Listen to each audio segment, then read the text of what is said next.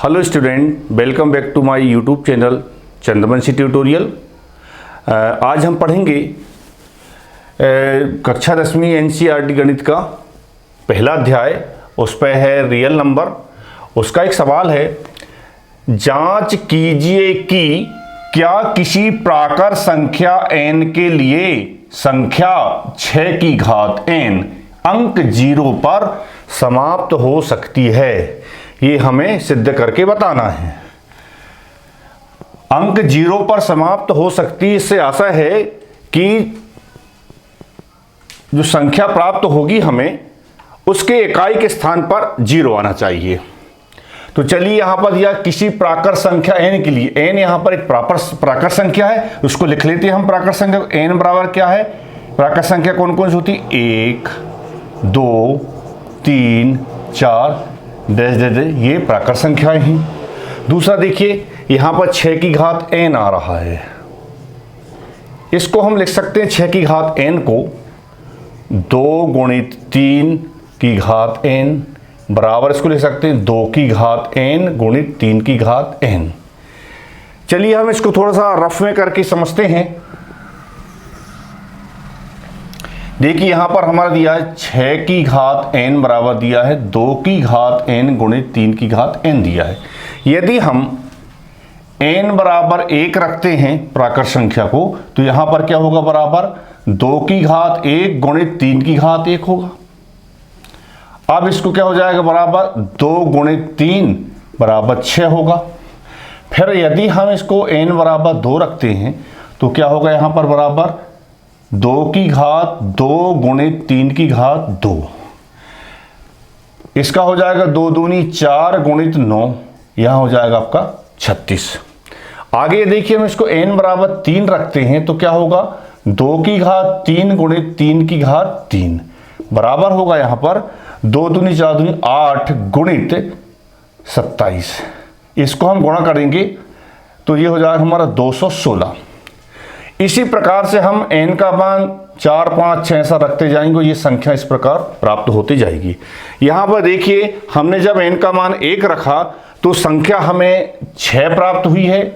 जब हमने n का मान 2 रखे तो हमें 36 प्राप्त हुआ, और जब n का मान हमने 3 रखे तो 216 प्राप्त हुआ है। हम तीनों मान रखने के बाद में ये देखते हैं कि जो संख्या प्राप्त हो रही है उनके इकाई के स्थान पर यहाँ पर 6 6 आ रहा है, यहाँ पर किसी भी संख्या में 0 नहीं आ रहा है। इसका मतलब जो 6 की घात n में हम यदि n प्राकर संख्याओं का मान रखते हैं तो 0 पर समाप्त होने वाली कोई भी संख्या हमें प्राप्त नहीं हो रही है। चलिए हम इसको 0 पर समाप्त होने वाली संख्याएं किस प्रकार से प्राप्त होती है उस पर हमको चर्चा कर लेते हैं। देखिए यहां पर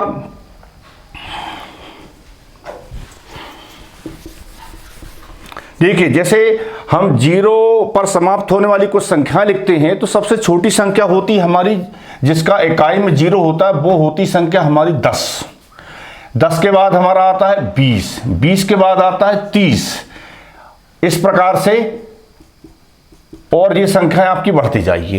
अब हम कोई एक बड़ी संख्या को लेते हैं, जैसे सपोज 420 ले लेते हैं हम। यहाँ पर देखिए हम इनके गुणनखंड ज्ञात करते हैं तो 10 का आएगा 2 गुणित 5, 20 का आएगा 2 गुणित 2 गुणित 5, 30 का आएगा 2 गुणित 3 गुणित 5, 2 3 6 5 30।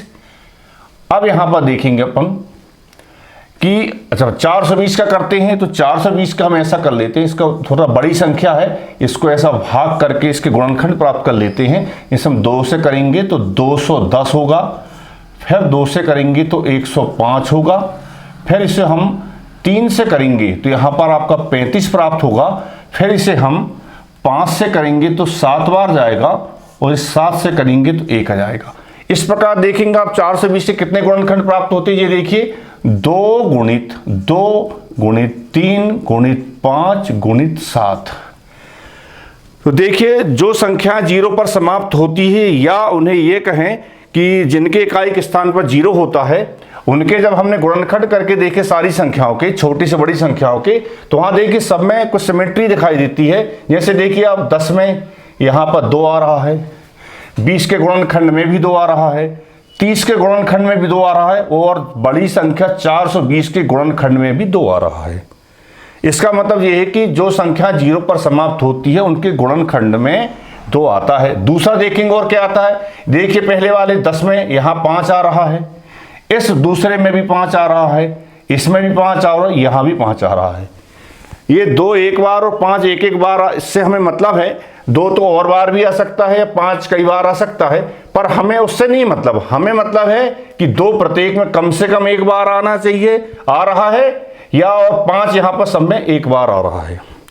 तो देखिए यहां पर जैसे 2 और 5 आता है, इनको हम यदि गुणा करते हैं तो ये होता है 10। और 10 ऐसी संख्या है जिसका हम कोई भी संख्या के साथ गुणा कर दें तो संख्या जो प्राप्त होगी वो 0 पर समाप्त होने वाली संख्या ही प्राप्त होती है। हम करके देख लेते हैं। देखिए 10 में हम यदि 1 का गुणा करते हैं तो 10 होता है, 10 में हम 2 का गुणा करते हैं तो 20 होता है, और 10 में हम 3 का गुणा करते हैं तो 30 होता है। इसी प्रकार मान लो हम 10 में 121 का गुणा कर दें तब भी आपकी संख्या 1210 प्राप्त होगी। कहने का आशा ये है कि हमारे इकाई की अंक यहाँ पर या संख्याएं जो हो 0 पर समाप्त हो रही है। हमारा पहला निष्कर्ष निकला कि 0 पर समाप्त होने वाली संख्याओं में 2 और 5 के गुणनखंड का होना आवश्यक है, तभी संख्या 0 पर समाप्त होती है। दूसरा निष्कर्ष निकला कि 0 पर समाप्त होने वाली संख्या 10 से विभाज्य होती है, तभी हमारा 0 आता है। ठीक है, तो चलिए हम यहां पर अब सवाल पे आ जाते हैं। ये हमें परीक्षा में नहीं करना, ये हम समझने के लिए यहां पर है। अब यहां पर देखिए हम लिखते हैं, यदि किसी संख्या के अभाज्य गुणनखंड में, यदि किसी संख्या के अभाज्य गुणनखंड में 2 और 5 उपस्थित है तो वह संख्या 0 पर समाप्त होगी, अन्यथा नहीं। ठीक है, अब देखिए हम संख्या पर बात करिए तो सामान्य सभी संख्याओं के लिए होता है कि यदि किसी संख्या के अभाज्य गुणनखंड में 2 और 5 उपस्थित है तो वह संख्या 0 पर समाप्त होगी, अन्यथा नहीं होगी। अब हम देखते हैं हमारे पास यहां पर जो संख्या है वो 6 की घात n है। लेकिन यहां पर आता है 6 की घात n, 6 की घात n के अभाज्य गुणनखंड में 2 है, परंतु 5 उपस्थित नहीं है। इसलिए संख्या 6 की घात n अंक 0 पर समाप्त नहीं होगी। ठीक है, अब हम इसका आंसर लिख देंगे। देखिए आगे यहां पर आंसर में क्या लिखेंगे, आता है n के किसी भी मान के लिए संख्या 6 की घात n अंक 0 पर समाप्त नहीं होगी। यही इसका आंसर है। देखिए हमारा सवाल तो सिर्फ इतना है, हमें यदि परीक्षा में जाता तो हमें इतना करना है, ये हमारा रफ वर्क है, इसे हम परीक्षा में नहीं करेंगे, इसको हम समझाने के लिए था सिर्फ ये, इसको हम मिटा देते हैं। इसे परीक्षा में इतना सब नहीं करना है, हमें सिर्फ इतना करना परीक्षा में, बस हो गया। ठीक है, थैंक यू।